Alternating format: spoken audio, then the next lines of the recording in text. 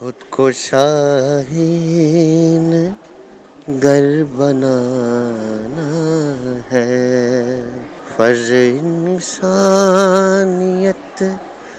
निभाना है। ओहो, इस वक्त किसकी कॉल आ गई। हेलो, अस्सलाम वालेकुम। हेलो डॉक्टर साहब। डॉक्टर साहब, मेरी बेगम की तबीयत ख़राब है, आ जाओ। तो मैं इसमें क्या कर सकता हूँ? आप किसी और डॉक्टर के पास चले जाएं, मैं इस वक्त नहीं आ सकता। सॉरी डॉक्टर साहब, अगर आप ना आए तो बेगम मेरी मर जाएगी। हाँ, आ जाओ, मेहरबानी। अगर तुम मुझे डबल फीस देते हो तो मैं आपकी बीवी को चेक करने के लिए आ सकता हूँ। बहुत खूब बेटा, बहुत खूब, बहुत अच्छी बात कही। अम्मी, आप इस वक्त? मुझे शर्म आती है तुम्हें अपना बेटा कहते हुए। मैंने तुम्हें पढ़ा लिखा कर डॉक्टर इसलिए बनाया था ताकि तुम लोगों की खिदमत कर सको, बेसहारा और मजबूरों की मदद करो। लेकिन आज तुमने ना सिर्फ मेरा सर शर्म से झुकाया है, बल्कि अपने बाप के नाम पर भी थप्पा लगा दिया है। एक ऐसे शख्स के नाम पर थप्पा लगाया है जिसे आज भी लोग जानते हैं।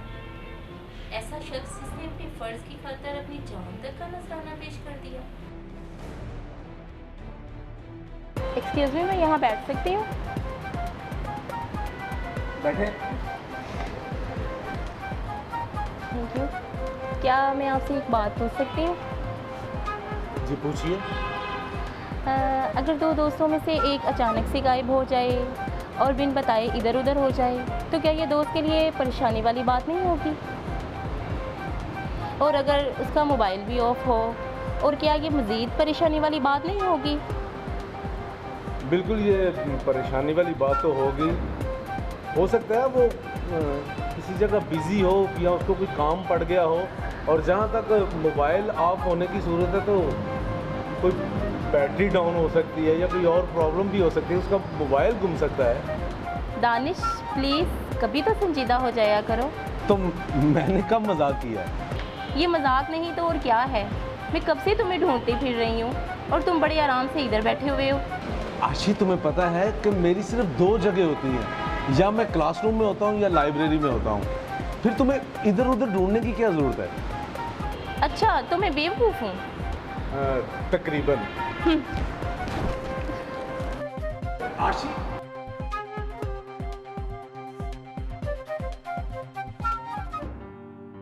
याद रखना, इसमें मुश्किलात का सामना करना पड़ेगा। दादाजी, अगर उम्मीद का चिराग इंसान के अंदर जिंदा हो तो वो किसी भी परेशानी से नहीं घबराता। नहीं घबराता दादाजी।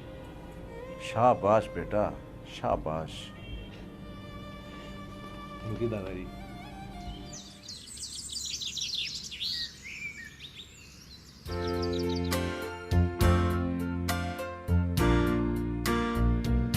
अस्सलाम वालेकुम। ये कोई वक्त है आने का? 1 घंटे से तुम्हारा इंतज़ार कर रही हूँ। जो टाइम तुमने दिया होता है कम से कम उसकी पाबंदी तो कर लिया करो। आशी, आज मैं कॉलेज तो जल्दी आ गया था। पर तुम तो मुझे कहीं भी नज़र नहीं आए। तुम्हें तो पता है आशी, एग्ज़ाम बिल्कुल नज़दीक आ गए हैं और मैंने सोचा कि आज का दिन लाइब्रेरी में गुजारा जाए। लाइब्रेरी में? पर तुम आज वहाँ क्या करने गए थे? सवाल अच्छा है मोहतरमा, मैं वहाँ पर अपनी मोहब्बत का इजहार करने के लिए गया था। बट क्या मतलब है तुम्हारा? मैं पूछती हूँ, कौन है वो? ये लो, तुम अपना गुस्सा इस पे निकाल लो। ये क्या मजाक है? आशी, मैं इन किताबों से मोहब्बत करता हूँ, इनको चाहता हूँ, इनसे दिल लगी करता हूँ। इनके बगैर मैं जिंदा नहीं रह सकता। ये किताबें ही मेरा साथी है। किसी ने क्या खूब कहा है कि अगर तुम किताब को अपना महबूब बना लोगे तो किताब तुम्हें अपना महबूब बना लेगी। दानिश, आई एम सॉरी, मैं कुछ और समझ बैठी थी। तुम औरतें अगर ये शक करना छोड़ दो ना तो सारी दुनिया बंदा फतह कर सकता है। हर वक्त शक कर करके तुम लोगों का दिमाग खराब हो गया है। दानिश, तुम अपना लेक्चर बंद करोगे या मैं जाऊँ? दानिश, अच्छा चलो एक बात बताओ, ला करने के बाद तुम क्या करोगे? वेरी सिंपल, एक अच्छा पाकिस्तानी बनूंगा और गरीबों की मदद करूंगा।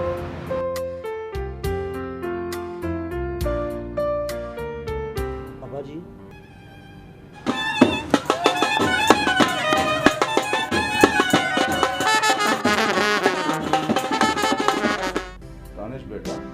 सुबह सवेरे कहाँ की तैयारी? दादाजी ये लॉ की प्रैक्टिस के जा रहे हैं। जी दादाजी, मैं लॉ की प्रैक्टिस करने के लिए जा रहा हूँ। अभी शादी को 2 दिन ही तो नहीं हुए और तुम प्रैक्टिस के लिए जा रहे हो? दादाजी मैंने तो इनको मना किया है कि आप ना जाएं। जाने दो वो, इसे जाने दो। शादी करने से और डिग्री करने से इसे सिर्फ मंजिल नहीं मिल गई, आला मकाम हासिल करने के लिए इसे कुछ ना कुछ तो कुर्बानी देनी पड़ेगी। आखिर इसे शहीनी तो बनना है ना।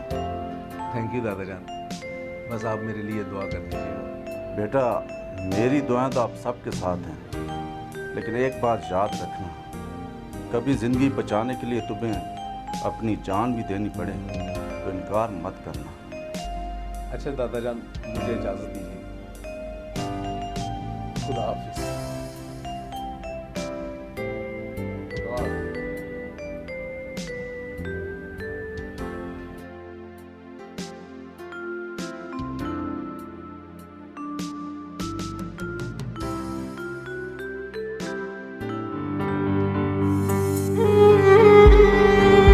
जो पुरअज़्म और पुख्ता इरादों के मालिक होते हैं। तुम्हारी ज़ात से किसी को कोई इंसाफ मिल रहा है या कोई फ़ायदा पहुंच रहा है, तुझे कुदरत की तरफ से तुम पर बहुत ही मेहरबानी है। और किसी भी नेक काम में कोई लालच या नफ़ा मत देखना, बल्कि उसे इस तरह से करो कि वो तुम्हारे लिए बख्शिश का ज़रिया बन जाए। कोई ऐसी नेकी कर गुजरो कि तुम मरने के बाद भी हमेशा ज़िंदा रहो। इंशाल्लाह दादाजी, मैं अपने मुल्क की तरक्की के लिए। जी हेलो। दानिश तुम्हारा नाम है? जी मेरा ही नाम दानिश है। आप कौन? हम नाम नहीं बताते, हम काम बताते हैं। सुना है मलिक गफ्फार के खिलाफ तुम केस लड़ रहे हो। अच्छा, तो तुम मलिक गफ्फार हो? आपने सही सुना है, मैं ही आपका केस लड़ रहा हूँ। वकील बाबू, हम तुम्हें समझा रहे हैं कि तुम ये केस नहीं लड़ोगे, इसी में तुम्हारी बेहतरी है।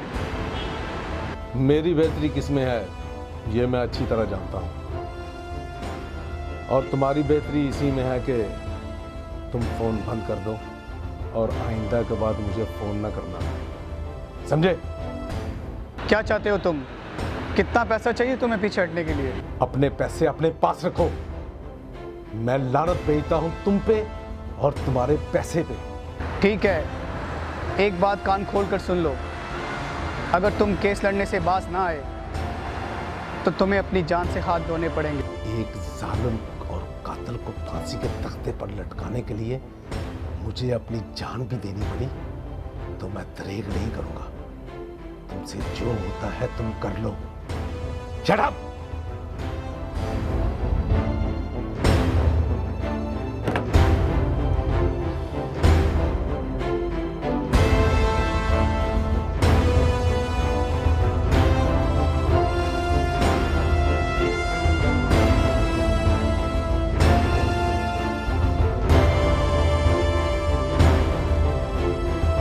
अदालत की कार्रवाई और गवाहों के बयानात सुनने के बाद अदालत इस नतीजे पर पहुंची है कि मुल्जिम मलिक गफ्फार ने मास्टर गुलाम रसूल को नाजायज और बिला वजह कत्ल किया था।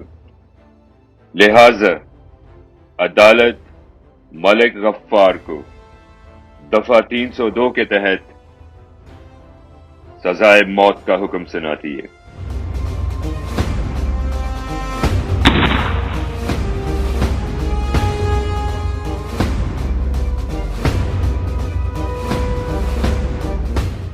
सॉरी अम्मी, मुझे माफ़ कर दें। मैं दौलत के नशे में वाकई अंधा हो गया था और अपने फ़र्ज से बागी हो गया था। खुदा का प्यार हासिल करने के लिए उसके बंदों से प्यार करना ज़रूरी होता है। प्लीज़ अम्मी, मुझे माफ़ कर दें। बेटा, अपनी गलतियों की माफ़ी मुझसे नहीं अल्लाह से मांगो। अल्लाह ताला तुम्हें शहीन बनने की तौफीक अता फरमाए।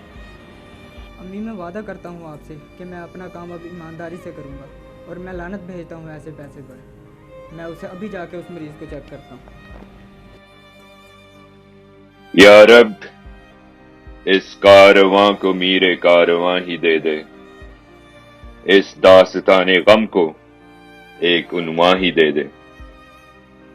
एहसास की दौलत कर दे हमें अता, मिट्टी की हुब वतन की पहचान ही दे दे।